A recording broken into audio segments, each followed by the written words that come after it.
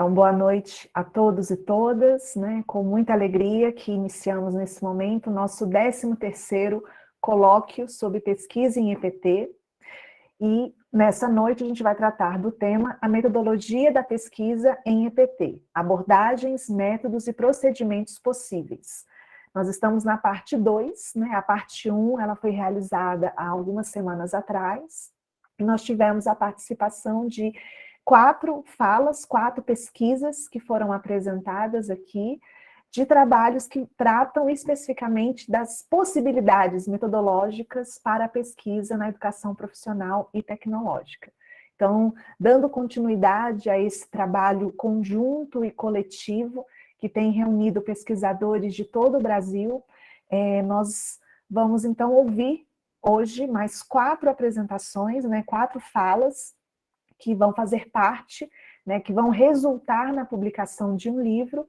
Então, são quatro estudos que tentam abordar essas possibilidades que vão subsidiar as nossas pesquisas na educação profissional. Então, eu vou passar agora para a fala das professoras, mas antes eu gostaria de avisar que nós teremos 15 minutos de fala de cada uma, cada participante, e posteriormente poderão ser feitas questões, perguntas, comentários, tá?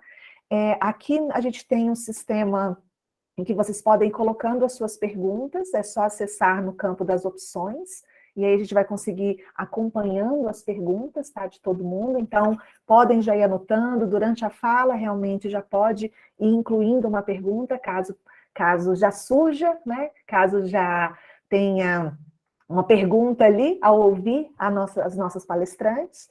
E ao final das 4 falas, nós vamos abrir um espaço para os comentários, perguntas, questões, enfim, para o nosso bate-papo. Tudo bem? Nós vamos começar, então, com a primeira fala da Maiara Soares de Mello, que produziu, junto com Roberto Ribeiro da Silva, o capítulo intitulado A Teoria Fundamentada de Dados como Proposta Metodológica, Contribuições para Pesquisas na Educação Profissional e Tecnológica. Com você, Maiara. Boa noite, pessoal. Eu vou, então, estar apresentando aqui a tela. Agradeço, Daniele, a apresentação. E agora eu vou apresentar aqui.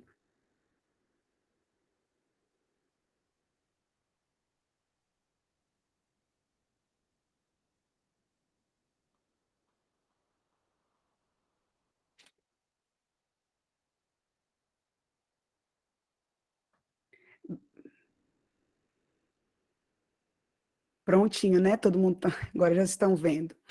Bem, sim, pessoal, conforme a professora Daniele falou, né, o título do trabalho que a gente desenvolveu, né, eu junto ao professor Roberto Ribeiro da Silva, eu professora atualmente na Universidade Federal do Oeste da Bahia, e o professor Roberto Ribeiro da Universidade de Brasília, tem como título A Teoria Fundamentada de Dados como Proposta Metodológica, Contribuições para Pesquisas na Educação Profissional e Tecnológica. E, nesse sentido, né, a gente começa uma discussão sobre a educação profissional e tecnológica, trazendo a questão da lei número 11.741, de 2008, que redimensiona, institucionaliza e integra a educação profissional técnica de nível médio, a educação de jovens e adultos e a educação profissional tecnológica. E, com isso, a educação profissional tecnológica vai abranger diferentes níveis e modalidades de ensino, né? E a gente discute também a Lei 11.892, que cria os Institutos Federais de Educação, Ciência e Tecnologia e institui a rede federal, né? E, a partir dessa discussão, que a gente inicia ainda num outro capítulo organizado também com o professor Cláudio Adilson, lá no Ensino Médio Integrado no Brasil, Fundamentos, Práticas e Desafios, que a gente começa a discutir a questão do ensino médio integrado, já que os institutos federais, eles têm como objetivo, um dos seus objetivos principais e prioritários, é ofertar cursos de ensino médio integral, cursos de formação profissional técnica, prioritariamente na forma de cursos de ensino médio integrado, né? E aí, nesse sentido, após mais de uma década de criação da rede federal, né, dos institutos federais, é de fundamental importância que a gente desenvolva pesquisas, né, que forneçam esse subsídio teórico-metodológico para o fortalecimento da rede, né. E aí, com isso, a gente busca formas, né, ferramentas teórico-metodológicas que possibilitem o reconhecimento desses sentidos atribuídos por esses diferentes atores que estão na rede, né, que atuam na rede, de modo a promover reflexões sobre esses propósitos, sobre os desafios e as possibilidades de alcançar uma educação verdadeiramente emancipadora, né? E aí, na minha tese de doutoramento, né, a gente desenvolveu uma investigação em que a gente reflete sobre a problemática da não integração entre a formação básica e profissional nos cursos de ensino médio integrado, apesar do significado da palavra integrado ser bastante tratada no próprio documento base que rege, né, que traz aí subsídios para a rede federal, né? E como ferramenta metodológica, a gente a gente fez uso da teoria fundamentada de dados, né? E que nos auxiliou a compreender esses sentidos atribuídos ao ensino médio integrado e essa problemática da não integração, né? E aí, o que é essa teoria fundamentada de dados, né? Essa proposta ela não pode ser entendida, né, como um pacote pronto de prescrições, né, a serem utilizadas de forma rígida, mas são diretrizes flexíveis, né, que se adequam aos propósitos de cada investigação que é realizada. E com ela a gente busca nos afastar da mera descrição e, a partir dos dados, elaborar construtos teóricos que nos permitam entender essa realidade. E essas diretrizes, elas acabam direcionando esse trabalho analítico, como eu vou mostrar brevemente para vocês e que eu discuto lá no capítulo, né? Então, essa teoria fundamentada de dados, ela vai ter algumas etapas, né, que partem aí da transcrição, no caso, a gente usou entrevistas, né, como coleta de dados, então a gente fez um trabalho de transcrição das entrevistas e a inserção a partir dos dados num software, a gente fez uso de um software, mas não necessariamente você precisa usar um software, ele facilita o trabalho, mas tem até uma colega nossa que está aqui assistindo que também fez uso da teoria fundamentada de dados, que ela não usou software, né, mas nos auxilia, né.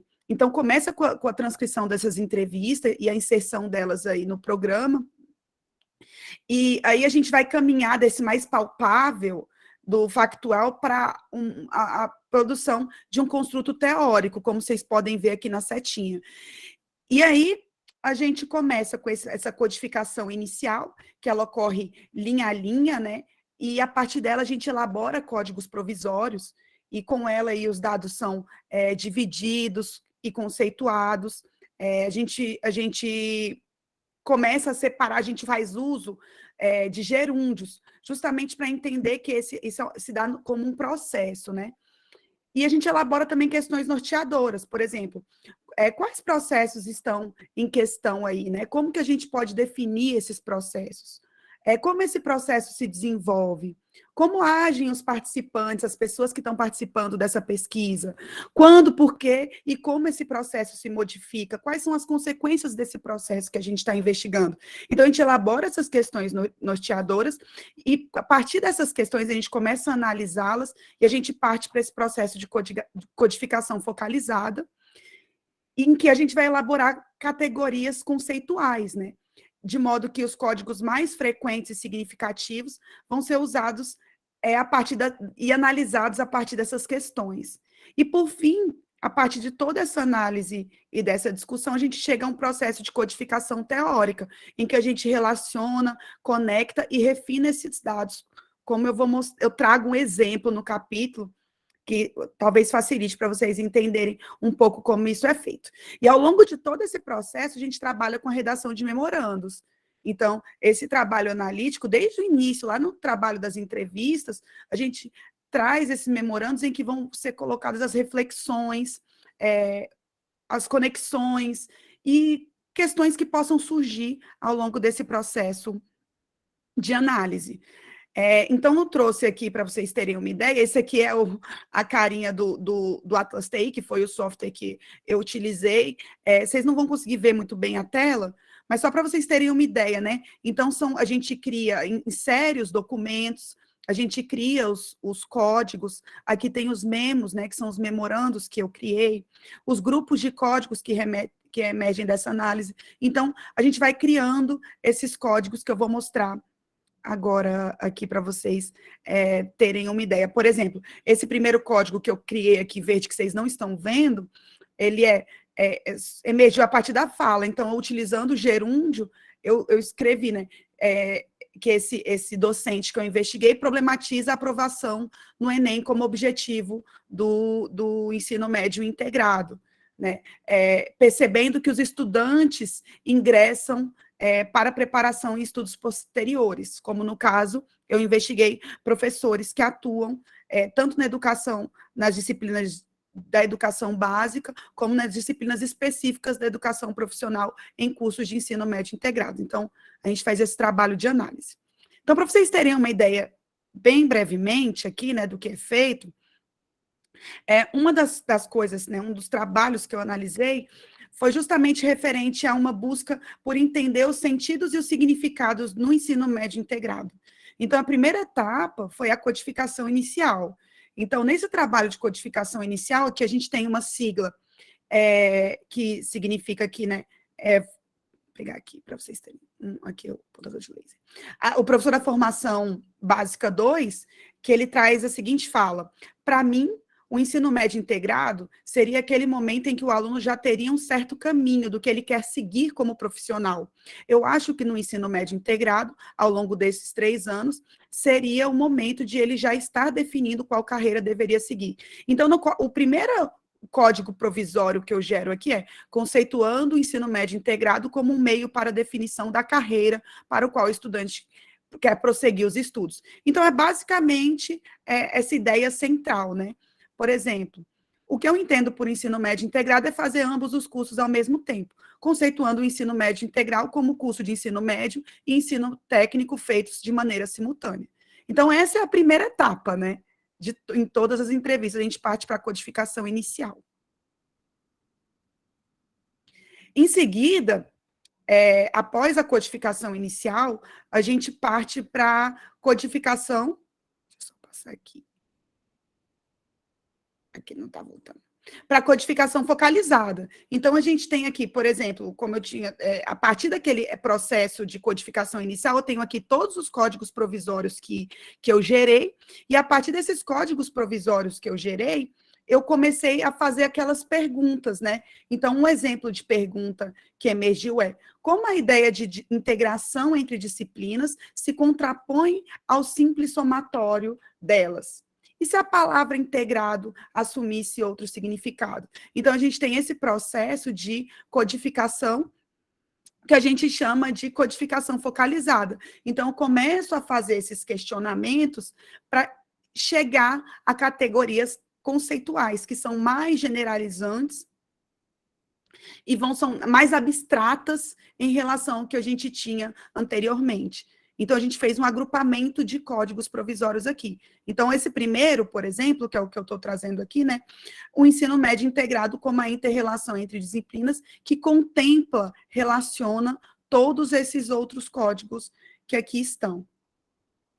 E a partir da teoria fundamentada de dados, eu identifiquei essas 5 categorias conceituais que eu trouxe aqui, e lá eu vou explicar um pouco melhor para vocês como isso é feito, né? Que os professores, então, atribuem ao ensino médio integrado, o ensino médio como inter-relação entre disciplinas, o ensino médio integrado como somatório entre ensino médio regular e ensino técnico, o ensino médio integrado para a inserção no mercado de trabalho, o ensino médio integrado para preparação para estudos posteriores e o ensino médio integrado como formação integral. Então, são esses 5 sentidos que foram atribuídos e que eu identifiquei a partir do processo de análise da teoria fundamentada de dados.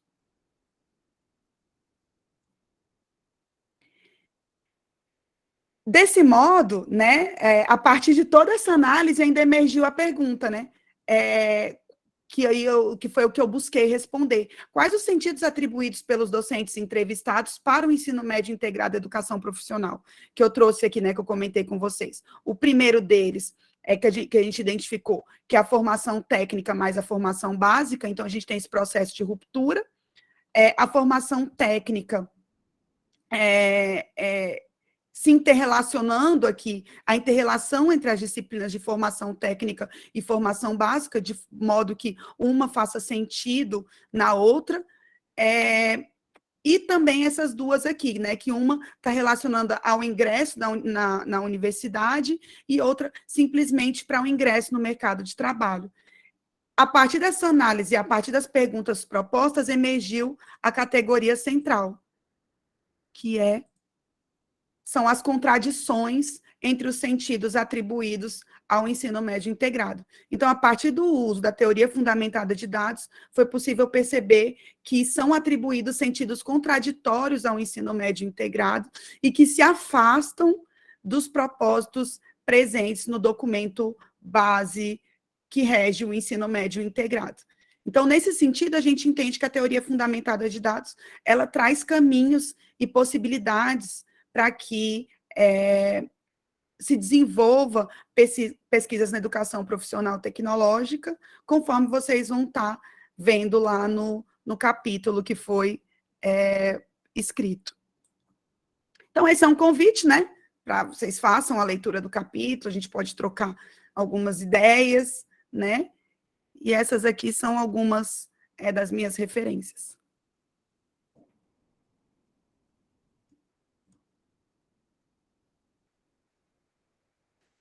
Muito obrigada, Mayara, obrigada mesmo. Realmente esse convite para, né, uma posterior leitura do livro como um todo, do seu capítulo. Eu acho que você tem um grande mérito mesmo no texto, que é trazer tanto os dados da sua pesquisa, né, que você realizou ali, então tem esse lado realmente do que aconteceu, e uma explicação muito detida do método, né? Eu achei muito interessante que você começa tratando, né, o método não como algo fixo, mas algo que é flexível a partir dos objetivos próprios da pesquisa, né? Como que a relação com a pesquisa que vai te dando as ferramentas próprias para pensar o momento ali, né? Então, assim, parabéns mesmo, e eu tenho certeza que aprenderemos muito com o seu capítulo, sim, com certeza. Pessoal, as perguntas ficarão sempre para depois das 4 falas. E vocês têm um campo aí na parte da... Vocês encontram, acho que é mais opções, que vocês podem registrar suas perguntas, tá bom?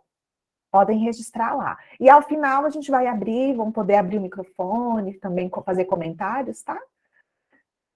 Nós vamos passar agora para a nossa segunda fala. Ela será feita pela professora Sueli Machado Pereira de Oliveira, e ela vai tratar do capítulo que foi escrito por ela e pelos autores Judite Fernandes Moreira e Vanderlei Antônio Stefanuto. E tem como título, o capítulo tem como título O Potencial de Recuperação de Dissertações em Buscadores na Internet. O caso das dissertações do próprio EPT do IFSU de Minas, Poços de Caldas, Minas Gerais, do período de 2020 a 2021. Professora Sueli, com a palavra. Ok, obrigada, Daniele. Boa noite, pessoal. O título do nosso texto, né, palavra-chave, área de concentração, linha de pesquisa e macroprojeto nas dissertações do mestrado Prof. EPT IFSU de Minas.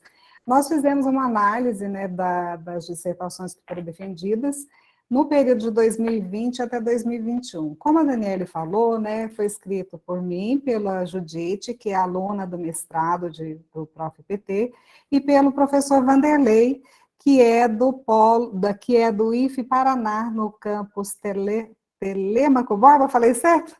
E ele tá no Prof. EPT, no IFAM, né, no Polo Manaus, tá? Aí a Vanderlei apareceu, Eliana Vanderlei. A Judite hoje teve um compromisso, por isso que ela não está aqui com a gente, né? Mas, assim, primeiro eu queria dizer que foi muito gratificante ter participado desse processo todo, e aprendi bastante com essa produção, né, com essas produções que nós fizemos, E a nossa pesquisa, ela é um estudo qualitativo de natureza exploratória também. Os nossos objetos são especificamente as palavras-chave, né? A gente se concentrou no resumo, tem um outro capítulo que ele vai abordar outras partes do resumo, mas nesse daqui a gente trabalhou com as palavras-chave, a área de concentração, as linhas de pesquisa e o macroprojeto, né? Então, a nossa pesquisa é documental, a gente utilizou as dissertações que foram defendidas no período de 2020, 2021, né? E, do ponto de vista conceitual, nós trouxemos os autores de referência da EPT, trabalhando com os conceitos chaves da EPT. Então, nós fizemos uma revisão bibliográfica, buscando os nossos teóricos aí, que são os mais utilizados, né? Na questão da documentação, nós trabalhamos com as normas, né, da ABNT, a NBR 6028, de 2021, né, que teve uma revisão em 2021, que ela conceitua palavras-chave, né, então, como sendo aquela palavra representativa do conteúdo do documento, escolhida preferencialmente em vocabulário controlado. E aí, pensando em questão de vocabulário controlado, que às vezes é uma coisa que a gente não se preocupa muito, né, nós fomos, com a ajuda da Judite, que ela é bibliotecária também, e aí a gente foi conhecer, né, o Brased, que é o que o Instituto, que o INEP tem, né, de tesauro para a gente estar utilizando, né. Então, nós escolhemos esse especificamente, que é da área da educação, mas tem outros, né, que podem ser utilizados também. Trabalhamos também com a NBR 14.724, de 2011, que define que a área de concentração deve constar na folha de aprovação da dissertação. E também pegamos como documento para análise o template do próprio ProfPT, né, que está lá disponível na página, no site do IFES, que orienta que as informações sobre identificação da área de concentração e da linha de pesquisa devem estar localizadas na folha de rosto e na folha de aprovação. Então, a gente foi buscar essas questões aí, para ver o quanto nós estávamos atendendo ou não a esses requisitos, né?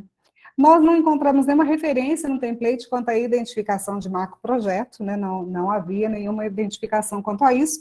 Entretanto, a gente sentiu necessidade de ir atrás do macroprojeto nas dissertações também, porque a gente não conseguiu responder as nossas questões iniciais, né, de pesquisa, e aí a gente foi atrás do macroprojeto.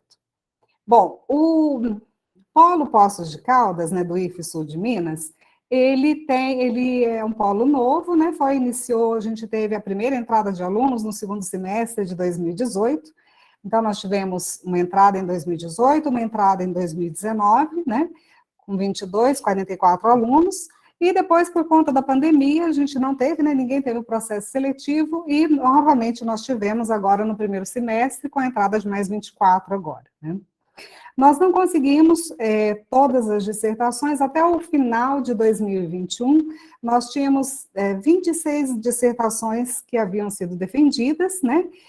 Mas uma delas não tinha sido depositada ainda na biblioteca, então nós conseguimos 25 dissertações e a gente trabalhou com essas 25. Elas foram numeradas, né, de 1 até 25, e a gente fez uma busca, várias leituras do resumo, trabalhamos com a questão da coleta das palavras-chave e tudo mais, e aí a gente levantou como problema de pesquisa a questão se as palavras-chave, né, das dissertações, elas tinham correlação com os conceitos da EPT. Então, a nossa questão principal era essa, né, de verificar se tinha correlação com os conceitos da EPT, e a gente acabou descobrindo mais coisa nesse período aí. E também se elas estavam, né, como fala em vocabulário controlado, se elas tinham relacionamentos no Brased. Então, as palavras que estavam colocadas lá, se a gente conseguia, quais os relacionamentos que eram possíveis se fazer lá no Brased, se esses relacionamentos estavam corretos também, né? A gente descobriu, né, na nossa pesquisa, que as dissertações, elas contemplam, né, uma outra questão, né, se elas contemplavam a questão da educação profissional e tecnológica conforme era exigido pela norma e pelo template, né, e em qual linha de pesquisa e macroprojeto que tinha maior aderência, né, também era uma questão que a gente queria saber, né. Os modelos, né, em relação a palavras-chave, os modelos, eles sinalizam que as dissertações devem ter o mínimo de 3 palavras-chave e o máximo de 5. Nós encontramos uma variedade muito grande, de 3, 4, 5 e 6 palavras, né? Então, 3 que estaria dentro do quantitativo e 6 que estaria até fora do quantitativo indicado lá nos templates. Em relação ao Brased, né, muitos termos são utilizados e a gente utiliza, quando você coloca lá no Brased esses termos, você não vê o relacionamento que o sujeito estava tentando fazer na sua dissertação. E é claro, gente, que a gente também colocou isso lá no texto, que isso é muito subjetivo, a escolha das palavras-chave, né? Depende da história, daquilo que o sujeito quer. Então, a gente tentou verificar em relação aos conceitos da EPT, mas existe uma subjetividade nessa escolha, tanto do mestrando quanto do seu orientador, né? Mas alguns termos, por exemplo, um dos termos que nos chamou bastante atenção é o termo ensino, que foi colocado como palavra-chave. No Brased, ele está colocado em 2 categorias bem diferentes. Um é a escola e instituição e outro na categoria educação. E os relacionamentos que são feitos para escola e instituição são bastante diferentes dos relacionamentos que são feitos para ensino dentro de educação. Então, a gente considera que isso é uma coisa que é bastante relevante, né, que a gente precisa prestar atenção, porque não é uma boa escolha, né, porque ele vai associar com escola e instituição com coisas relacionadas à política pública, à articulação do ensino, associação de educação, à área administrativa. E na educação vai relacionar com aprendizagem, com áreas de estudo, com plano de ensino, então os relacionamentos são bastante diferentes, né? Uma outra questão que chamou bastante atenção também foi colocar uma palavra no plural. O termo práticas pedagógicas que a gente encontrou estava no plural, e aí você não acha registro nenhum no Brased dessa palavra. Quando você coloca ela no singular, prática pedagógica, aí aparece um tantão de relacionamento. E esses relacionamentos, né, o último relacionamento que é feito em uma linha é ação pedagógica, e na outra linha é organização da ação pedagógica. Então, são 2 possibilidades, né, dentro da categoria educação, eles estão relacionados lá, né, prática pedagógica dentro da categoria educação, mas com relacionamentos diferentes. De um lado, filosofia da educação, pedagogia, autoridade pedagógica e ação pedagógica. De outro lado, relacionamento é processo ensino-aprendizagem, aprendizagem, condições para aprendizagem, situação de aprendizagem e organização da ação pedagógica. Então, vejam que, se você quer prática pedagógica enquanto situação de aprendizagem, é um relacionamento. E a melhor palavra, então, seria organização da ação pedagógica. Se você quer prática pedagógica enquanto pedagogia da educação, a melhor palavra seria ação pedagógica para fazer esse relacionamento, né? Mas como a nossa indagação principal era se é possível estabelecer alguma identidade entre as palavras-chave e as bases conceituais da EPT, né, a gente fez o estudo teórico das bases, né, dos conceitos principais, e aí a gente viu que tem uma pequena parte delas que se relaciona com as bases. 12% das palavras só estavam relacionadas com as bases da EPT, tá? E aí a gente também faz uma sugestão de várias outras palavras que poderiam ser utilizadas para fazer esse relacionamento com a EPT, né? Como conclusão, né, a gente chega à conclusão de que é necessário um alinhamento em relação à NBR 14.724 de 2011 e ao template da dissertação em relação a identificar a linha de pesquisa, identificar o macroprojeto, né, fazer essa identificação lá. Consideramos relevante fazer uma busca em tesauros na hora de escolher, da escolha da palavra-chave, justamente porque a gente precisa dar visibilidade para as nossas produções, né? E para essa produção ter mais chance de ser encontrada, as palavras-chave, elas são fundamentais, né? Tanto o título, as palavras que a gente coloca como palavras-chave e aquilo que a gente coloca no resumo também é fundamental, né? Então, que haja uma busca pode ser no Brased que a gente utilizou, mas pode ser outro tesauro, como, por exemplo, da Unesco, que a gente deixa também a sugestão para ser utilizado, né? Porque essas palavras, elas são utilizadas na hora de indexar e de recuperar a informação, né? Nós trazemos alguns termos, né, de sugestão de alguns termos que não possuem relacionamento no Brasil, que estão fortemente ligados à EPT, por exemplo, formação humana integral, trabalho como princípio educativo, trabalho como princípio pedagógico, não tem nenhum relacionamento no Brasil. A gente não sabe por quê, mas nós não encontramos nenhum relacionamento lá. Então, acho que é uma outra pesquisa para tentar saber por que não está relacionado lá, né? E a gente considera que a escolha das palavras-chave é uma tarefa que exige conhecimento sobre o funcionamento desses processos de indexação e de recuperação de documentos, e que a gente deve dar a devida visibilidade a essas produções acadêmicas do Prof.EPT, né, e também atender às exigências formais, né. Então, para finalizar, a gente indica a atualização do template pelo mestrado Prof.EPT para poder estar de acordo com as normas exigidas. É isso daí, Daniele, que a gente produziu, tá bom? Muito obrigada, professora Sueli. É muito interessante como vocês colocam lá, né? A gente, né, a gente acompanha os nossos estudantes, né, os nossos orientandos, e aquela dificuldade, aquela agonia para terminar, e aí as palavras-chave são as últimas, e aí vai qualquer uma, porque quer acabar logo. E acho que o texto de vocês nos chama a atenção realmente para o cuidado que a gente precisa ter com todo o procedimento, né? E isso inclui essas etapas que parecem banais, você falou isso no início, né? E que não são, né? Na verdade, são procedimentos importantíssimos para a gente divulgar os nossos trabalhos, né? A gente consiga realmente que essas pesquisas cheguem aonde devem chegar, né?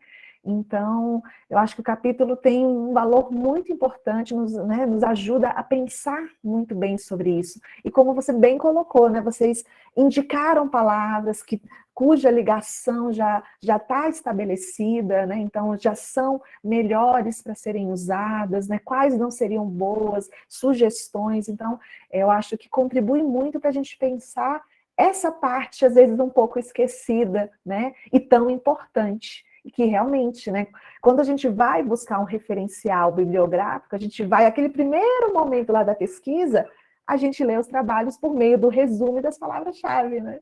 E a gente esquece que outros pesquisadores farão isso com os nossos, né, trabalhos posteriormente. Então, parabéns mesmo a vocês pelo capítulo, e realmente é mais um convite para todos possam realmente aprender com esse texto. Muito obrigada.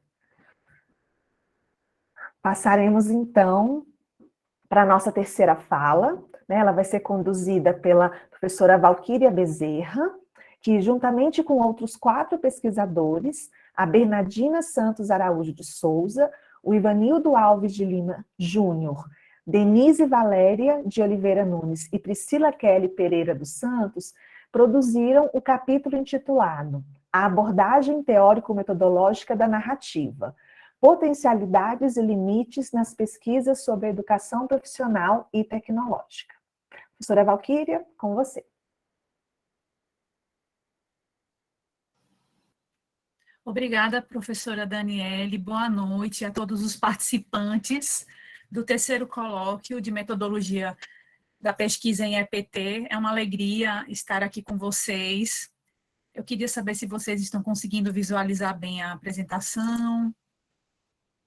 Sim. Sim. Se me ouvem bem. Também. Sim, também. Eu queria só pedir uma ajuda a vocês. Há poucos minutos atrás houve uma instabilidade de internet aqui em casa, e se por acaso eu cair, né, se alguém poderia me dar um toque aqui pelo WhatsApp, algum aviso, para a gente não ficar assim, sem comunicação, tá certo? Mas Valquíria, acredito que eu vou conseguir. Edilene, eu posso lhe avisar se você cair. Pronto, Edilene, muito obrigada, professora. Fico muito agradecida, viu?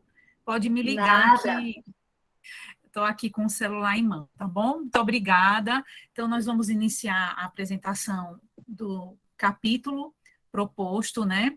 Como a professora Daniele já apresentou, que tem como autoras a professora Bernardina Santos, eu, Valquíria Barbosa. Nós somos professoras do Prof.EPT do IFPE Campus Olinda, né? E a professora Bernardina vinculada à linha de pesquisa Organização e Memórias de Espaços Pedagógicos na Educação Profissional e Tecnológica, e eu vinculada à linha de pesquisa Práticas Educativas em Educação Profissional e Tecnológica. Esses são os nossos coautores, que são mestres egressos do nosso programa, que trabalharam com a pesquisa narrativa durante sua pesquisa de mestrado e elaboração do produto educacional, e é a partir da experiência deles com essa abordagem teórico-metodológica que nós tecemos esse texto.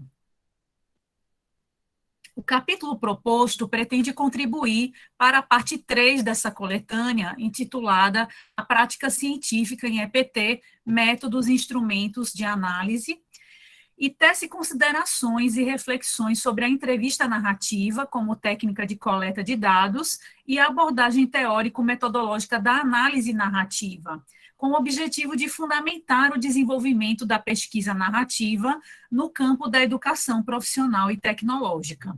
O texto foi desenvolvido e contextualizado a partir de experiências metodológicas contemplativas da narratividade, na perspectiva da coleta de dados e do movimento analítico, construídas com base nas investigações acadêmicas e desenvolvimento dos produtos educacionais na cena do mestrado profissional em Educação Profissional e Tecnológica do Instituto Federal de Pernambuco, Campus Olinda, a partir das pesquisas de Nunes, Lima Júnior e Santos.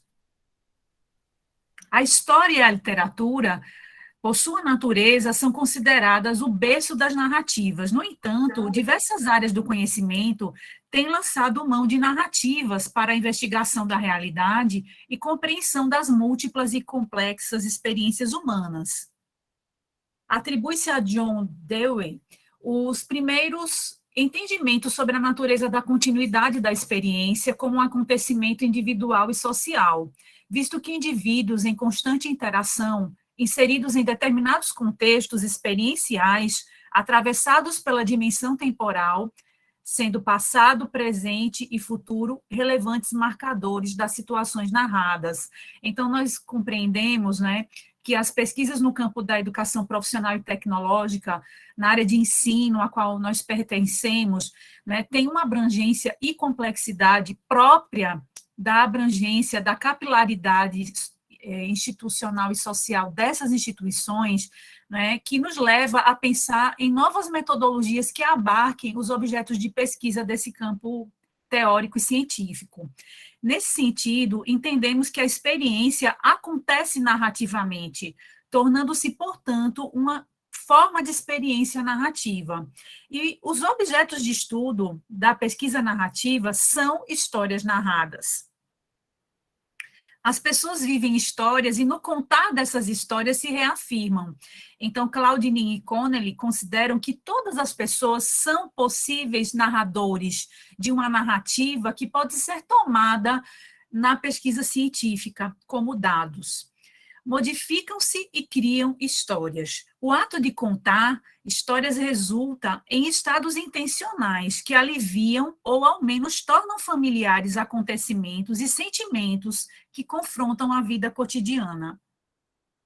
A pesquisa narrativa envolve um processo de colaboração entre pesquisador e participante da pesquisa, a fim de que a construção de sentidos pelo narrador, ao relatar a sua experiência, permita ao pesquisador acessar informações que contribuam para a compreensão de determinado fenômeno.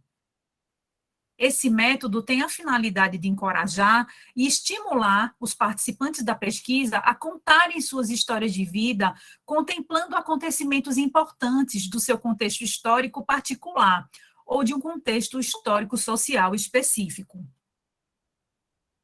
A pesquisa narrativa na ótica de Oliveira tem sido utilizada no campo da educação marcadamente a partir da década de 80, pela relevância de dar voz aos participantes das investigações, opondo-se à visão dicotômica de outros métodos convencionais de pesquisa, né, que criam uma separação, né, entre o investigador e o investigado. Apresenta-se, então, na área da educação profissional e tecnológica, a necessidade de envidar esforços no sentido de ampliar o número de publicações que fundamentem e discutam o campo da EPT a partir das pesquisas narrativas. Portanto, pretende-se, através desse capítulo, apresentar ao leitor elementos contemplativos da pesquisa narrativa, especificamente referentes aos movimentos de coleta e análise de dados envolvendo a narratividade, potencializando-se relevantes contribuições à pesquisa na EPT. O capítulo proposto, ele está desenhado em 5 componentes. A introdução, o tópico 2, que apresenta a técnica de entrevista narrativa com base em Joselovich Bauer e Flick e outros, evidenciando-se as experiências metodológicas construídas a partir de trabalhos de conclusão de curso sob o formato de dissertação de mestrado e produtos educacionais. O tópico 3 é apresentado o método analítico da narrativa segundo Schultz e outros autores, contextualizando ao desenvolvimento de pesquisas em EPT. O tópico 4 faz um movimento reflexivo de forma que, a partir das experiências de pesquisa, se estabeleçam limites e potencialidades desse método da narrativa para as pesquisas no campo da EPT. E, por fim, concluímos com as considerações finais e as referências do capítulo. Eu queria pedir licença a vocês para fazer menção, nas minhas palavras finais, né, a comemoração no dia de hoje do Dia Internacional da Enfermagem. Eu sou profissional enfermeira, né, minha formação de origem, atuo na formação de profissionais de enfermagem nessa instituição de educação profissional e tecnológica que me acolheu, né, como docente, ainda inexperiente, quando era bem jovem. Hoje eu já tenho 25 anos, né, de FPE, e estou muito orgulhosa de estar aqui com vocês nessa noite, né, tão estrelada aqui em Pernambuco, no Dia Internacional da Enfermagem. E, por fim, né, nós trazemos essa mensagem: ninguém caminha sem aprender a caminhar, sem aprender a fazer o caminho caminhando, onde reside, né, o próprio sentido de método como caminho, refazendo e retocando o sonho pelo qual se pôs a caminhar. Paulo Freire. Então, agradeço a atenção de todos e gostaria de esclarecer que nós dividimos a nossa apresentação em 2 momentos. Nessa noite de hoje, eu dei início, né, ao debate sobre o nosso capítulo, e no 14º colóquio, no próximo dia 20, a professora Bernardina estará com vocês aqui, participando, não é, e tratando dos tópicos 2, 3 e 4 do nosso capítulo, evidenciando as experiências de pesquisa, né, dos nossos orientandos, que já são mestres, a partir da pesquisa narrativa. Então, nós ficamos à disposição para perguntas e debates e agradecemos a atenção de todos e todas. Muito obrigada, professora Valquíria. Você falou do céu estrelado, aqui em Brasília está chovendo. Na hora que você falou do céu estrelado, eu falei, nossa, começou a chover agora aqui. Muito obrigada por sua apresentação, por sua fala. Mais um capítulo que eu acho que é muito importante. A gente tem outros capítulos que vão tratar da pesquisa a partir da narrativa, e o capítulo de vocês traz elementos muito importantes, né? Você mostrou para nós essa parte realmente inicial ali do capítulo, né? Como vocês foram fundamentando, né, esse método a partir da narrativa, e como que ele vai se desenvolvendo ali. E eu acho que essa experiência, essa troca, né, de vocês, professores experientes, com os recém-mestres, né, com a pesquisa que eles foram realizando, ficou muito bem colocada no capítulo, né? Então, eu queria ressaltar 2 pontos que eu acho que são muito importantes no capítulo, que é o roteiro de entrevista, que vocês vão colocando ali de uma forma muito detalhada, muito bacana, e um quadro que é das facilidades e das dificuldades vivenciadas na pesquisa. Então, eu achei esse ponto muito bacana, tenho certeza que quem lê esse capítulo vai gostar muito, porque antecipa algumas dificuldades, né, para aqueles que vão utilizar esse método, e indicam também as facilidades e esse caminho que pode ser trilhado. Então, mais um capítulo que tem muito para contribuir realmente. Então, muito obrigada, professora Valquíria. Muito obrigada. Obrigada, Daniele, por suas palavras. Vamos passar, então, para a nossa quarta exposição.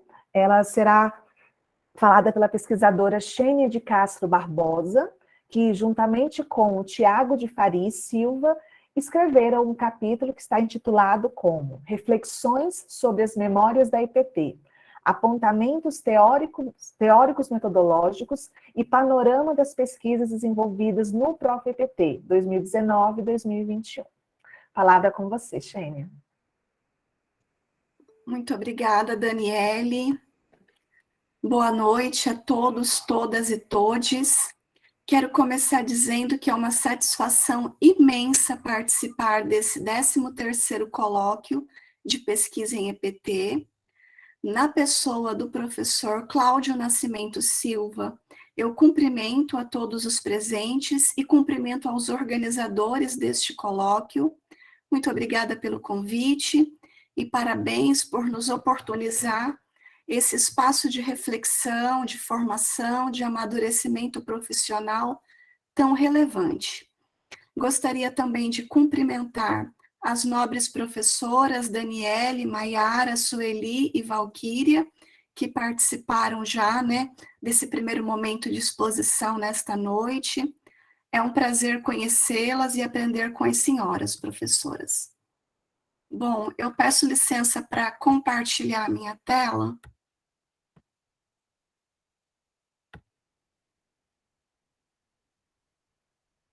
Já está aparecendo? Já. Bom, como o Daniele falou, o trabalho que nós trazemos, e que será registrado num capítulo do livro, é intitulado Reflexões sobre as Memórias da Educação Profissional e Tecnológica, Apontamentos Teórico-Metodológicos e Panorama das Pesquisas Desenvolvidas no Prof-EPT, no período de 2019 a 2021. Esse estudo foi desenvolvido pelo professor Tiago de Faria e Silva, do Instituto Federal de Brasília, e por mim, do Instituto Federal de Rondônia, campus Porto Velho, Calama. E esse trabalho foi desenvolvido no GT História e Memória na EPT, que foi um grupo de trabalho que o Tiago criou o ano passado, por ocasião do Seminário Nacional do Prof-EPT, e desde então nós temos trocado figurinha por e-mail, por WhatsApp, e temos compartilhado algumas experiências de escrita em nuvem. Bom, o objetivo desse grupo de trabalho, que é um grupo autogestionário, é de análise de metodologias empregadas na linha de pesquisa, organização e memórias de espaços pedagógicos da EPT. E o objetivo desta comunicação é favorecer o diálogo sobre esse tema.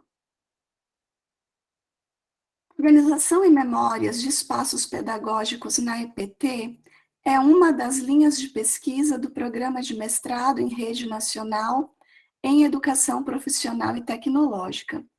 E essa linha de pesquisa, entre suas abordagens, propõe uma incursão pelos caminhos teóricos e metodológicos das memórias da EPT, o que nos permite relacioná-la a todo um conjunto de reflexões já consagradas no campo da história, dentre elas, a relação entre memória e história, a relação entre documento e monumento, os lugares de memória, as práticas cotidianas, a emergência de novos sujeitos nas pesquisas, novas abordagens, domínios e linguagens, dentre os quais a fotografia, as artes, o audiovisual.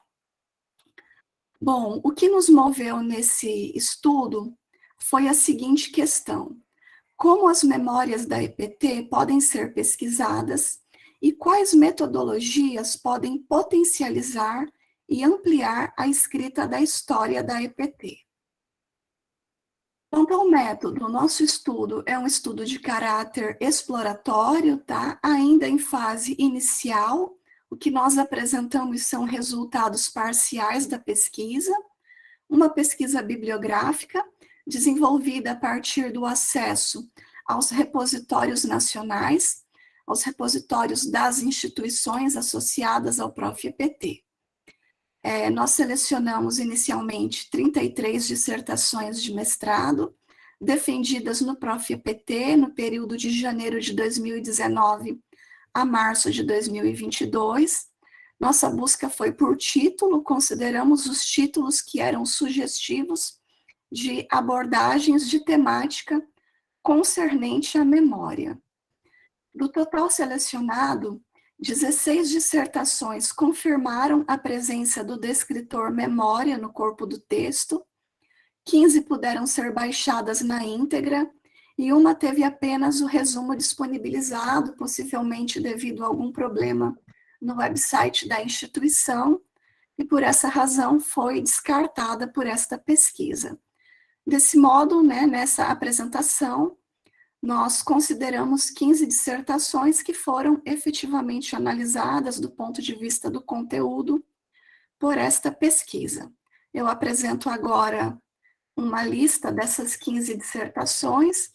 Eu não vou fazer a leitura de todo o título e das informações autorais, porque isso consumiria bastante tempo, mas eu deixo, exposta para que vocês possam verificar aí o quão interessantes são os títulos desses trabalhos,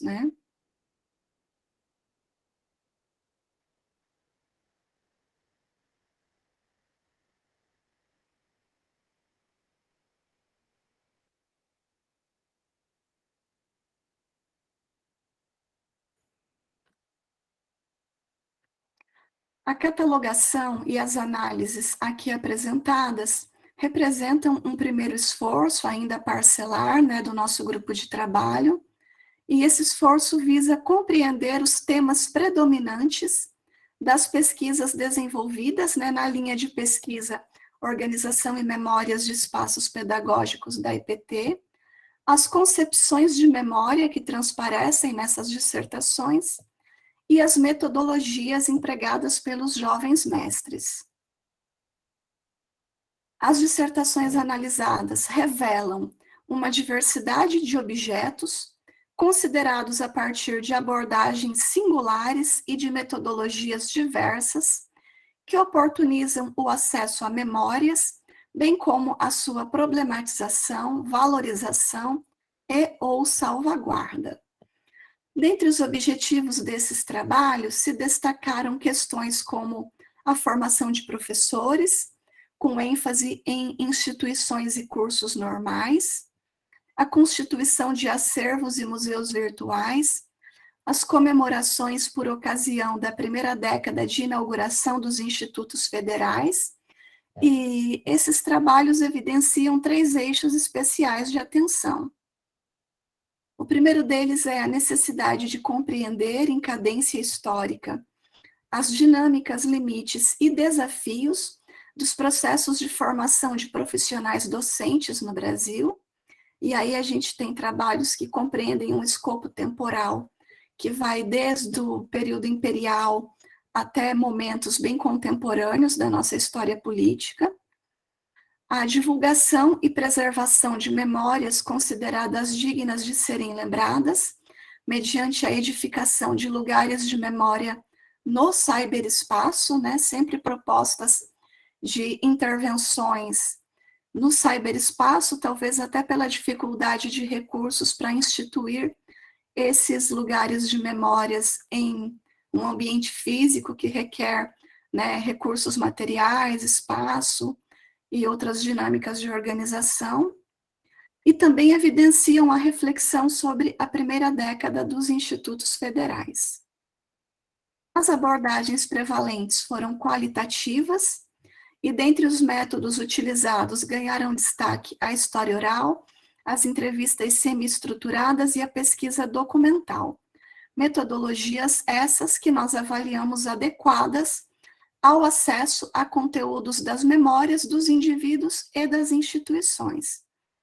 O uso de questionário, tipo survey, Google Formulário, também se fez presente em muitos trabalhos, sobretudo nesses 2 últimos anos, muito disso por conta da pandemia de Covid-19, né, que por um bom período limitou nossas possibilidades de contato presencial e direto, né, com os colaboradores. Então, diante desses desafios, muitos pesquisadores acabaram utilizando instrumentos de coleta de dados tipo survey, mesmo para trabalhar temas como memória, né? E no nosso entendimento, esse é um ponto problemático, porque esse tipo de instrumento não comporta a flexibilidade necessária para o desenvolvimento de narrativas, né? Lembrando que narrativas é o canal por meio do qual as memórias se expressam, as memórias são construídas, se articulam, né, e se expressam.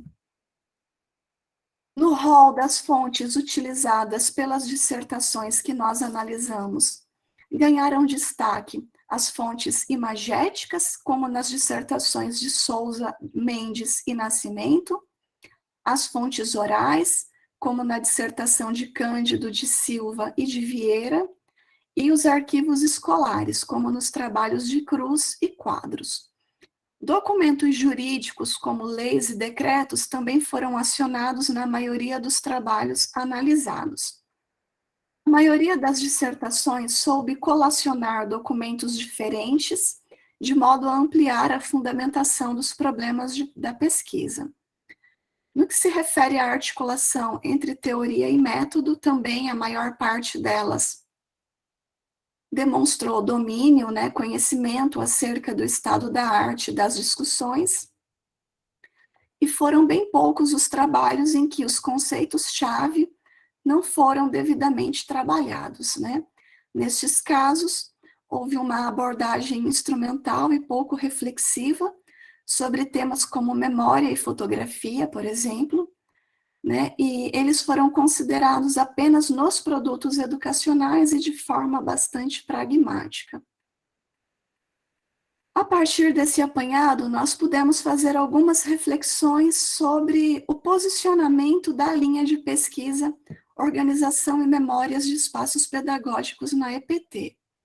E nós percebemos que essa linha se alinha à nova história, né, definida por Jacques Le Goff como uma revolução da memória, visto seu empenho em produzir uma história científica a partir da memória coletiva, e seu compromisso com a democratização da memória social. Em razão desses 2 aspectos, nós consideramos que essa linha de pesquisa é uma linha muito relevante e que tem produzido bons frutos. No que se refere ao primeiro aspecto, né, que diz do alinhamento dessa linha de pesquisa à nova história, né, nós afirmamos isso porque foi possível perceber uma abertura das pesquisas desenvolvidas às questões do tempo presente, que buscam no passado explicações e diretrizes para a compreensão e ou superação do quadro atual da EPT.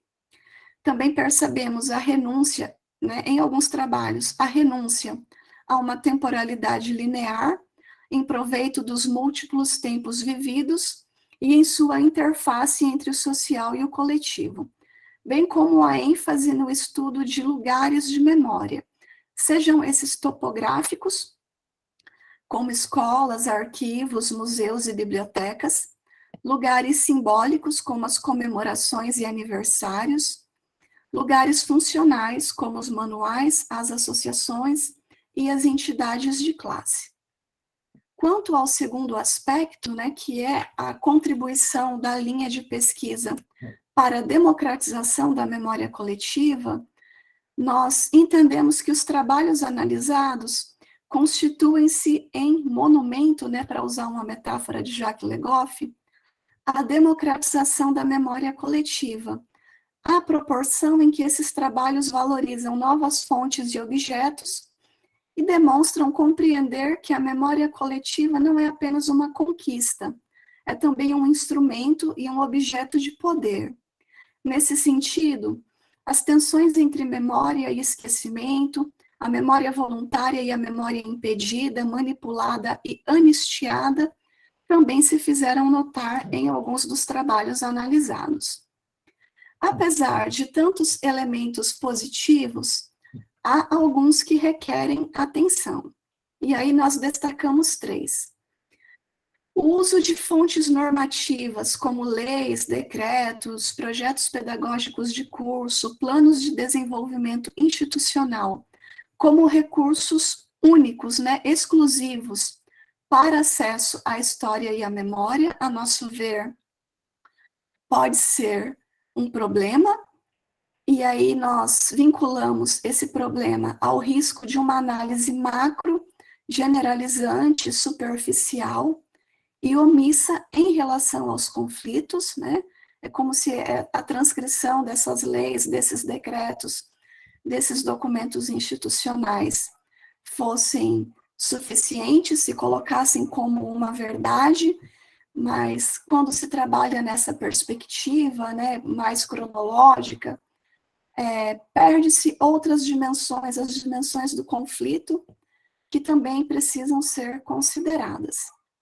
Um outro ponto que requer atenção é a abordagem da cultura escolar em sua dinâmica exclusivamente interna, né, sem correlacionar essa cultura escolar ao todo do qual ela faz parte, né, ao todo no qual ela interage dialeticamente. E essa abordagem precisa de atenção, porque, a nosso ver, ela representa um risco de uma análise micro, centrada apenas nos processos internos, nas dinâmicas internas, né, das instituições, ou de dado segmento das instituições.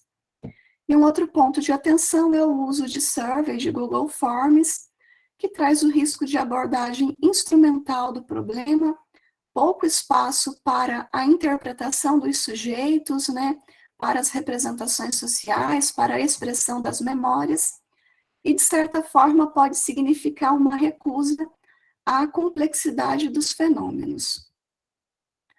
Bom, as sugestões que nós apresentamos para esses problemas elencados é a articulação de escalas temporais e geográficas, né, sempre que possível, intercalar esses tempos, né, passado, presente, projeções de futura, intercalar também as escalas geográficas, né, a escala local, a escala nacional, e, se for o caso, também a escala local, né, e não pensar apenas a instituição desvinculada desse jogo de escalas.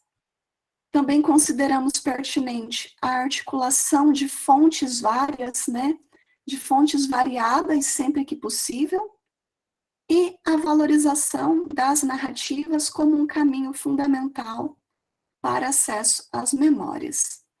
Eu fico por aqui, agradeço a atenção e permaneço à disposição para o diálogo. Muito obrigada, professora Xênia. Gente, esse é um capítulo provocativo. É porque a professora Xênia, né, ela fala assim tão tranquilamente, mas é um capítulo que vai mexer com a gente, ele nos agita. Por quê? O capítulo traz questões que tocam realmente em pontos mesmo do nosso exercício metodológico. Então, é realmente um texto muito provocativo, que vai, né, por exemplo, o uso do Google Forms, né, do Survey, como que ele tem seus limites e como pesquisar a memória necessita de algo maior, né, de variadas fontes, enfim. É um texto muito provocativo, viu? Eu tenho certeza que vocês têm muito a aprender com esse texto. E ele vai formulando uma série de questões. Foi muito interessante ver como que aquela abordagem muito tradicional que a gente vê da história da IPT, a partir das leis, né, a partir dos decretos, né, da documentação, e o texto começa partindo desse problema, né, como ali não está toda a complexidade que é uma instituição como os nossos institutos federais. Então, assim, vale muito a pena a leitura, assim como todos os outros textos. Eu tenho certeza que vocês vão gostar e vão aprender muito com esse texto. Muito obrigada, professora Xênia. Nós vamos passar agora, eu já vi aqui que tem algumas questões, que já foram formuladas. Eu vou seguir aqui a ordem que elas foram postadas, tá bom? Aí eu faço a pergunta, passo a fala para a palestrante, e vocês forem... A gente ainda tem um tempinho bom, né? A nossa previsão de encerrar é às 8h30, então a gente tem aqui, né, 20 minutinhos, né, um tempinho bom ainda para o nosso debate. Caso surja alguma outra pergunta, vocês podem já incluir aqui também, tá bom? Então, vou começar com a primeira, ela foi feita pela Nara Aline Nobre da Silva, e foi para a Maiara. Maiara, gostaria que você falasse um pouco mais sobre a origem da teoria fundamentada de dados. Quais suas bases? Se tratando dos aspectos metodológicos, daria para trabalhar com a TFD numa pesquisa mista, quantitativa, ou se ela se alinha mais à pesquisa qualitativa? Obrigada, Nara, pela pergunta. É uma pergunta muito interessante, porque a teoria fundamentada de dados ela vai surgir em 1967, né, com dois pesquisadores, o Strauss e o Glasser. E esses pesquisadores, eles questionam justamente, naquele momento, o modo como as pesquisas qualitativas eram desenvolvidas. Então, naquele momento havia uma crítica e um processo de comparação entre pesquisas de cunho quantitativo e qualitativo. Então, ela surge nesse contexto, né? Esses pesquisadores, eles buscavam formas de trazer um rigor, né, para as pesquisas qualitativas. Um rigor maior, né, segundo o que eles são falados naquele momento, né? A pesquisa ela vai surgir, vai acontecer algumas mudanças ao longo dos anos, né? Mas a teoria fundamentada de dados, então, ela não é avessa à pesquisa quantitativa, não. Na verdade, ela acaba surgindo um pouco com a influência das pesquisas quantitativas, em especial da análise multivariada. Então, naquele contexto de crítica, acaba emergindo. Com o passar do tempo, inclusive, surgem algumas críticas dizendo que ela tem um viés positivista, né? Então, nossa, está querendo dar um cunho positivista. E aí ela vai passando por diversas transformações. E, atualmente, a gente tem usado o olhar de Charmas, inclusive Glasser e Strauss, eles acabam se separando justamente por um ter um olhar, um rigor, falando, não, o pesquisador não pode ter as lentes, né, enviesando a pesquisa dele, e atualmente a gente tem um olhar diferente, né, para o papel da pesquisa. A gente sabe que a teoria, as nossas lentes teóricas influenciam o nosso olhar enquanto pesquisador. E assim, com o passar do tempo, Corbin e Strauss se aproximam e começam a ter esse olhar mais diferente para a pesquisa, e a gente caminha para um olhar mais num viés construtivista para a pesquisa da teoria fundamentada de dados, que a aluna deles, a Charmas, escreve um livro muito bom sobre a teoria fundamentada de dados, e aí a gente percebe que ele está já com uma outra vertente, com um viés construtivista, mas assumindo que as teorias que a gente, né, nossas visões de mundo, nossas formas de entender a realidade, nossas leituras, são lentes que influenciam no nosso olhar para a pesquisa, né? Mas, atualmente, Charmas, a gente tem mas, assim, vão ter pesquisadores que vão caminhar para um olhar mais, como que eu posso dizer, talvez, mais extremista para a teoria fundamentada de dados, e vão ter pesquisadores que eu acho que a maior parte hoje vai para essa vertente de Charmas. A teoria fundamentada de dados é muito utilizada também nas pesquisas no campo da saúde, né, para entender esses sentidos que são atribuídos pelas pessoas nesse contexto, no seu contexto. Então, e também na educação, né, a gente tem caminhado. Então, eu penso que é possível, sim, trabalhar num viés mais misto, porque elas não se contrapõem, mas, assim, o foco das pesquisas qualitativas mesmo. Eu posso até colocar o nome depois do livro aí no chat para vocês sobre a teoria esse livro da Charmas, e também o capítulo ele vai dar algumas dicas, né? Tem que fazer meu merchan também, para lerem o capítulo, que eu vou trazer alguns pontos. Tem também a tese da minha colega, da Verena, que também utilizou a teoria fundamentada de dados, e foi bem, assim, para a gente foi um encontro, assim, foi bem legal. Muito obrigada, Mayara. Realmente, seu texto ajuda a responder essa questão também, né? Com certeza. Vou passar para a próxima pergunta. Foi feita pelo Marcos Ramon para a Valquíria. Valquíria, muitos mestrandos veem o tema da narrativa como algo atrativo. Contudo, existe a dúvida sobre como trabalhar com a narrativa de forma científica. Pela sua experiência, qual seria um bom ponto de partida para quem deseja avançar com esse método? Bom, então eu vou fazer como a Mayara, né? Em primeiro lugar, professor, para começar a caminhar com esse método, eu sugiro que leiam o nosso capítulo. Não é, Mayara? Mas veja, essa pergunta é muito pertinente, professor Ramon, porque, em primeiro lugar, não é, essas novas metodologias, novas entre aspas, né, digamos assim, menos difundidas, essas novas metodologias qualitativas, assim, menos difundidas, geram, né, inicialmente no pesquisador uma dúvida, uma desconfiança, né? E isso quase sempre está relacionado à própria dificuldade de obter material de leitura que fundamente, não é, o desenvolvimento dessa abordagem teórico-metodológica, né? Então, a primeira recomendação que eu faço é realmente leitura, né? Ler outras pesquisas, né, que foram desenvolvidas a partir dessa abordagem teórico-metodológica, ler livros metodológicos como esse, né, que estamos aqui fazendo esse esforço coletivo para publicar, porque eu sempre digo para os meus estudantes, metodologia também se lê, né, também se estuda, né, é muito importante o estudo metodológico para dar uma fundamentação, uma base, né, sólida para o projeto de pesquisa. E aí, a entrevista narrativa, como vocês poderão ler no capítulo, ela tem um passo a passo. Joselovich Bauer propõe 5 fases para essa entrevista. Ela não é uma entrevista qualquer, não é como as outras entrevistas semi-estruturadas.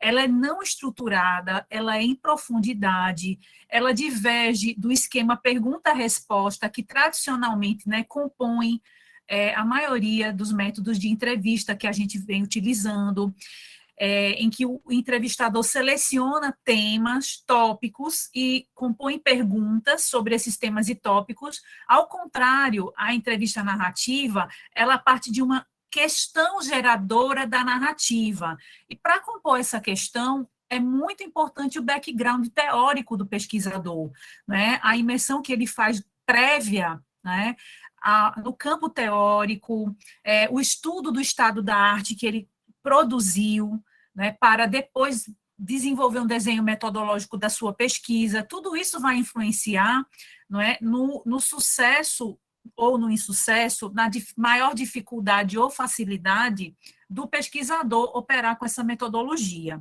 Não é? A análise narrativa também tem formas diferentes de ser realizada, não é? Conforme nós apresentamos no capítulo, Schutze propõe existem 4 modos diferentes, né, de desenvolver a análise narrativa. A mais utilizada é a de Schutze, que está descrita no nosso capítulo, né? Então, é importante uma boa fundamentação, porque o que narrativa não é?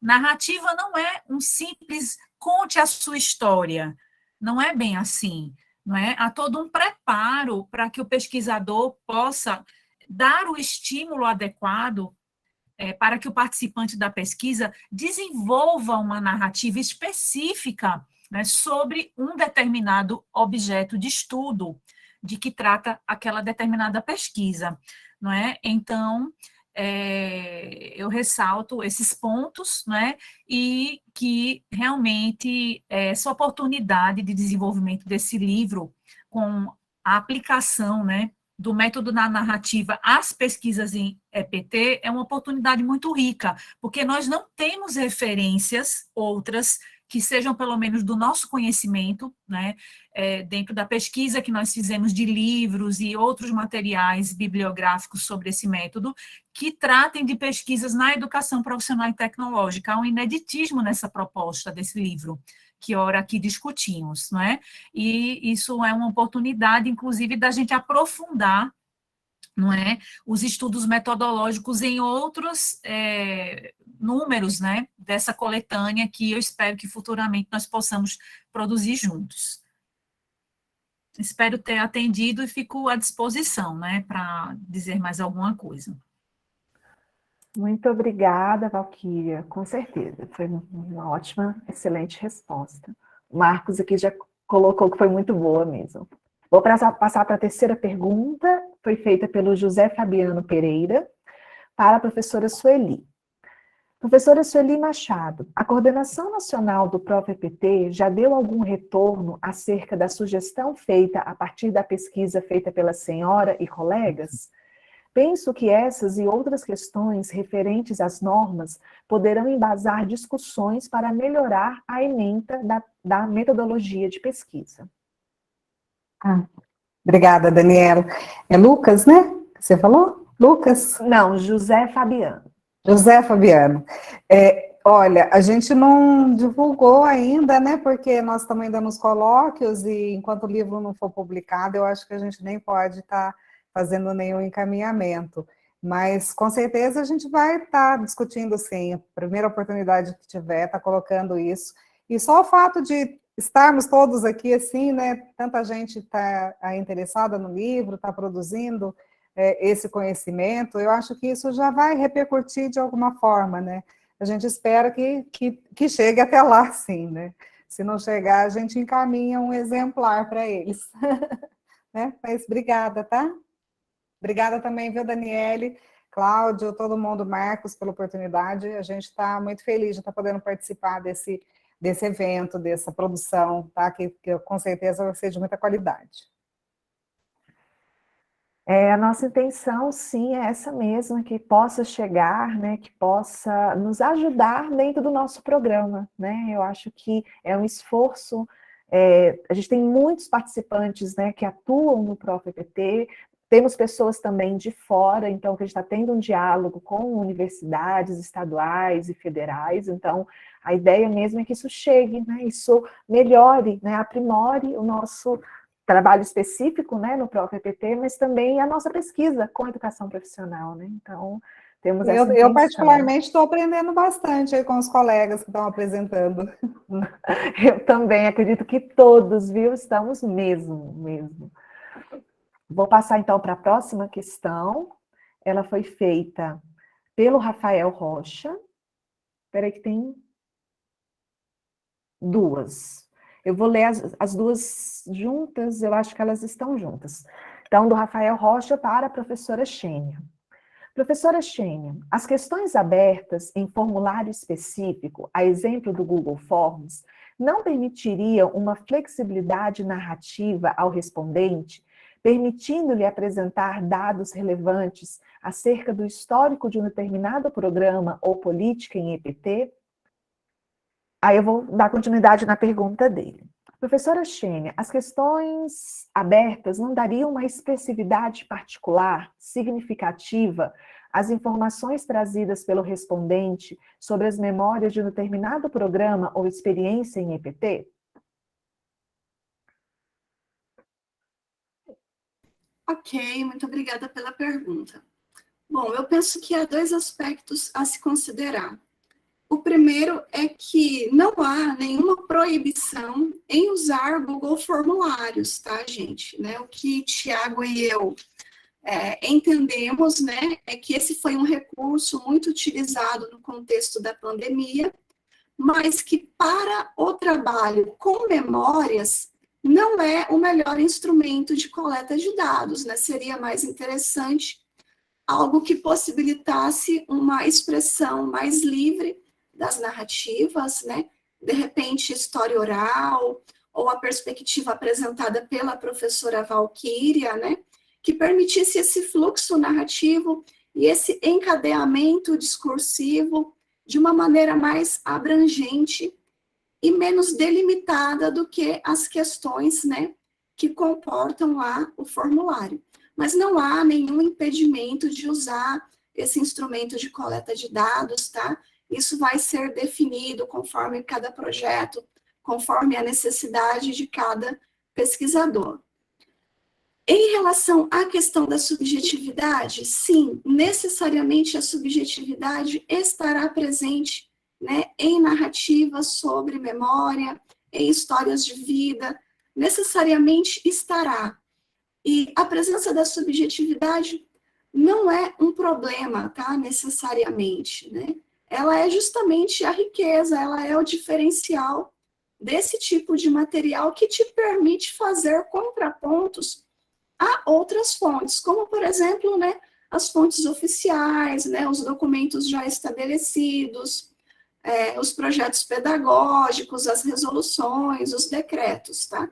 Ela é justamente, né, essa subjetividade que vai permitir esse contraponto, que vai permitir essa outra leitura, que Walter Benjamin chama de uma leitura a contrapelo da história, né? Não sei se respondi. Obrigada, professora Xênia. Acredito que sim. Qualquer coisa, comenta aqui, tá, Rafael? Nós temos uma última pergunta, porque o nosso tempo já avançou um pouquinho, tá? Para a gente conseguir, né, responder, né, as nossas convidadas terem o seu tempo hábil para responder. É a última pergunta do Vinícius Felipe Oliveira para a professora Valquíria. Professora Valquíria, gostaria que falasse sobre a possível aproximação entre a pesquisa narrativa e a metodologia da história oral. O estudo da narrativa na perspectiva de... Ai, gente, como é que eu pronuncio esse nome? Struss, certo? Poderia ser aliada à história oral como técnica de análise de dados? Então, Felipe, eu vou colocar o meu entendimento, né, e ficar aberto para outras pessoas que quiserem contribuir. Inclusive, eu gostaria de convidar para contribuir também nesse momento, né, como debatedora, a professora Bernardina Araújo, que entrou aqui na nossa reunião após a sua aula. Veja, eu entendo que você pode usar a entrevista narrativa e fazer uma análise através do método da história oral, né? Agora, eu entendo que dois métodos de análise, eles entrariam em conflito e seria desnecessário, não é?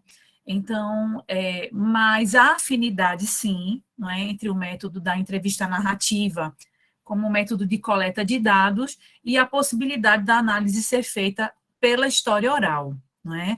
Agora, fazer uma análise mista, utilizando ao mesmo tempo dois métodos, eu particularmente não recomendo, né? Porque a história oral tem suas especificidades, não é? O método da narrativa, ele é mais aberto, eu acredito que ele abrange mais uma perspectiva interdisciplinar, que é algo que eu venho discutindo, né, em alguns momentos do nosso curso, em alguns eventos, né, que o programa de mestrado em educação profissional e tecnológica, profissional, ele tem essa característica da interdisciplinaridade, né? E nós sentimos necessidade também de métodos que abarquem essa perspectiva interdisciplinar que quase sempre, eu ouso dizer, compõe os objetos de pesquisa dos nossos orientandos, não é? Então, o método de análise da narrativa, ele é bastante aberto à interdisciplinaridade, não é? E tanto é que na nossa apresentação aqui hoje, eu delimitei, né, que nós transitamos com ele nas duas linhas de pesquisa, né, tanto organização e memórias como práticas educativas, tá certo? O método da história oral, ao meu ver, já dialoga melhor com a linha de pesquisa de memórias, né, de organização e memórias, tá certo? Então, eu coloco essa abrangência e afinidade do método da narrativa numa perspectiva da interdisciplinaridade dos nossos objetos de pesquisa.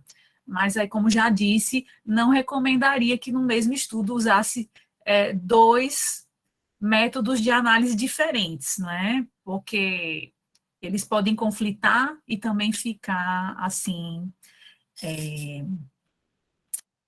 sem clareza, né, na análise dos resultados, né? O que realmente se quer com essa análise mostrar, né, alcançar, né? Então, eu acho que a história oral tem as suas especificidades mais ligadas à linha de pesquisa de organização e memórias, né?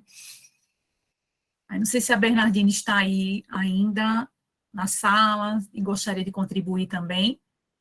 Estou sim, boa noite a todas as pessoas. É um prazer estar aqui, né, nesse grupo tão seleto.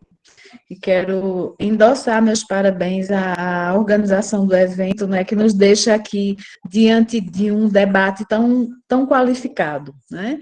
E acho que Valquíria já respondeu muito bem a todas as questões, então eu posso contribuir só ampliando um pouco essa ideia para dizer que qualquer método que seja, a gente precisa, é claro, olhar muito bem para o fenômeno, né? Que fenômeno eu quero analisar, qual é o objeto de estudo, porque de repente nem toda roupa vai caber em qualquer corpo, né? Então, para esses objetos que nós temos investigados na EPT, a pesquisa narrativa, né, no encontro da entrevista narrativa com a análise narrativa, tem respondido muito bem, né?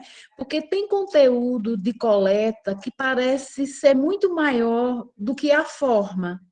É como se a relação conteúdo e forma não tivesse alinhada, porque o que você coleta não cabe na forma. E na entrevista narrativa e pesquisa narrativa tem uma relação forma e conteúdo muito próxima, né? Porque o próprio movimento analítico ele vai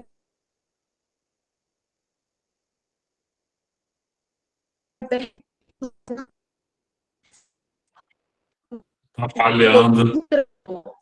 essa experiencial, e quando ele entrega isso no formato de história de vida, que é diferente da história oral, né?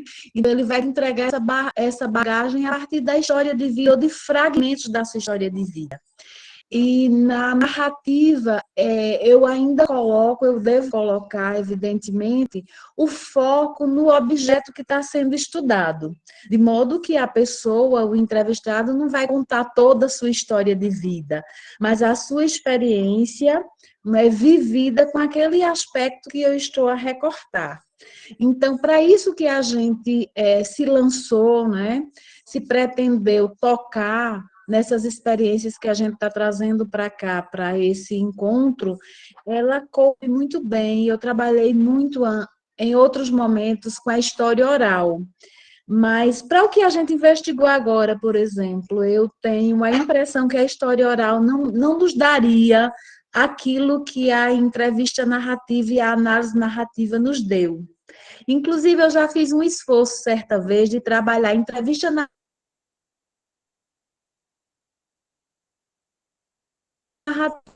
e querer analisar o discurso. Foi uma coisa bem compatível, né? Então, quando eu me aproximei da análise narrativa, então foi uma coisa muito alinhada, muito que respondeu muito bem ao que a gente estava querendo ver. A gente aproveita muito melhor esse conteúdo da entrevista. Não sei se respondi, se falei demais, mas obrigada pela oportunidade. Foi excelente, professora Bernardina. Muito obrigada pela participação. Obrigada, professora Valquíria. Tenho certeza que respondeu, sim, ao Vinícius. Lembrando que no texto da professora Xênia também vai falar muito sobre a história oral, então um outro capítulo vai lhe ajudar também, Vinícius, a pensar um pouco isso. E eu acho que esse ponto que a professora Bernardina tocou é essencial, né? A ligação entre o conteúdo e a forma, né? Eu gostei muito do exemplo, né? Que a forma tem que vestir bem o conteúdo, né? O conteúdo tem que estar ali confortável e muito bem vestido nessa forma. Então, acho que essa correlação é realmente esse ponto que cabe a nós, pesquisadores, encontrarmos, né? E é difícil, às vezes um objeto se casa melhor aqui, às vezes não, enfim, é muito, muito bom mesmo. Acho que é a a nossa questão também como pesquisadores.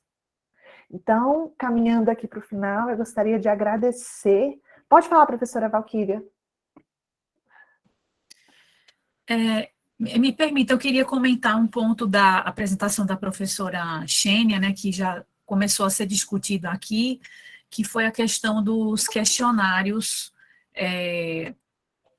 por Google Forms, né? Então, é importante lembrar que um procedimento recomendável, né, por todos os autores que escrevem sobre métodos qualitativos, a exemplo de Wiflick e outros, né, Minayo, é a triangulação metodológica, né, triangulação não no sentido apenas de 3, né, mas da gente pensar métodos que ajudem a gente a olhar, né, o nosso objeto de pesquisa sob diferentes perspectivas, né, para que a gente atinja uma aproximação maior, já que a totalidade plena nós não atingiremos, né, nenhuma metodologia vai nos permitir isso, há sempre uma contingência, né, nas metodologias, mas nós nos aproximemos da totalidade desse objeto, né? Então, eu entendo que realmente nós precisamos estar atentos, né, para os questionários, escritos ou não, ou por Google Forms, como um método único, principalmente quando a abordagem de pesquisa é qualitativa, né, e se recomenda para uma maior fidedignidade e confiabilidade dos dados. Um dos critérios recomendados é a triangulação, né, você usar ao mesmo tempo mais de um método que te permita diferentes olhares sobre o mesmo objeto. Nesse sentido, algo que a gente tem feito com uma certa frequência no nosso programa, nas 2 linhas de pesquisa eu já observei esse procedimento, né, dos pesquisadores. Por exemplo, utilizar um formulário Google, um questionário, não é? E daquele conjunto de participantes que responderam ao questionário, ou ao formulário Google, nós selecionarmos, né, a partir de determinados critérios adequados, né, àquela abordagem, aquele objeto de pesquisa, alguns indivíduos para entrevista, para um aprofundamento, né, através de entrevista. É um exemplo, né, de desenho de pesquisa que permite esse aprofundamento que a Xênia, né, refletia conosco, né, que muitas vezes o questionário poderá, não é que vai, né, depende dos objetivos da pesquisa, do problema de pesquisa, mas poderá, né, limitar, não é, a própria expressão, né, dos participantes sobre o fenômeno que está sendo investigado, né? Então, lembrar que a triangulação metodológica é um requisito de confiabilidade das pesquisas qualitativas, né? E então, acho que em todas as falas essa questão da confiabilidade estava presente, desde a fala de Maiara, aqui na discussão, né, passando pela fala de Xênia, pela minha, a pergunta de professor Ramon, né, essa questão da confiabilidade da pesquisa qualitativa, ela está sempre ainda muito presente, não é? E realmente nós pesquisadores precisamos estar atentos, não é? E fazer um esforço metodológico para diminuir, né, os vieses de pesquisa, de coleta de dados, né? Então, que quando Xênia falava, eu fiquei, né, assim, com vontade de fazer essa participação que estou fazendo agora. Muito obrigada, professora Valquíria. Xênia? Não, também queria agradecer a Valquíria. Muito bem, professora.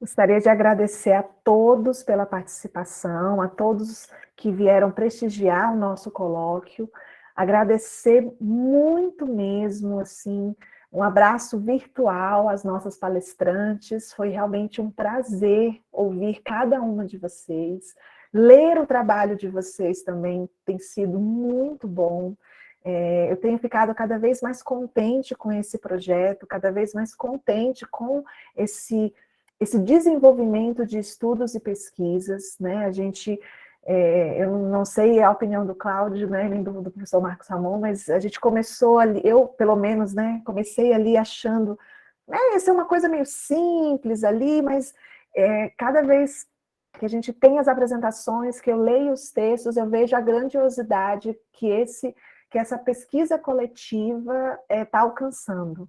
Então, fico muito feliz mesmo. E estão todos convidados a participarem do nosso 14º, que vai ser no dia 20, também às 19 horas, né? As inscrições já estão abertas, eu vi que o professor Cláudio já colocou aqui também o link, para a gente ter mais esse momento de partilha dessa comunidade de conhecimento que nós construímos aqui, né? Acho que nós construímos realmente uma comunidade e que é muito bacana. Então, muito obrigada, né? Em nome, né, nosso, dos organizadores, a gente agradece demais. E fiquem convidados para o próximo, e que a gente se encontre no próximo e nos outros aí que virão também. Tenham todos uma ótima noite, uma ótima semana. E é isso. Boa noite, gratidão e obrigada, professora Daniele, pela excelente mediação, viu? Você é uma simpatia. Obrigada. Obrigada. Boa noite a todos, parabéns, parabéns, Dani, parabéns aí para todos vocês, palestrantes. Até a próxima, hein, gente? Até. Boa noite, obrigada. Boa noite, Xênia, um abraço. Boa noite. Boa noite, Boa noite, Edilene. parabéns. Foi ótimo hoje à noite, gostei muito. Muito bom. Que Parabéns bom. aos organizadores. Bom, obrigada. Boa noite, pessoal. Agradeço mais uma vez a oportunidade. Foi ótima a noite. Vamos para a sexta que vem, tamo aí. Isso. Obrigada, Mayara. Abraço. Boa noite. Daniele, Oh. eu tenho uma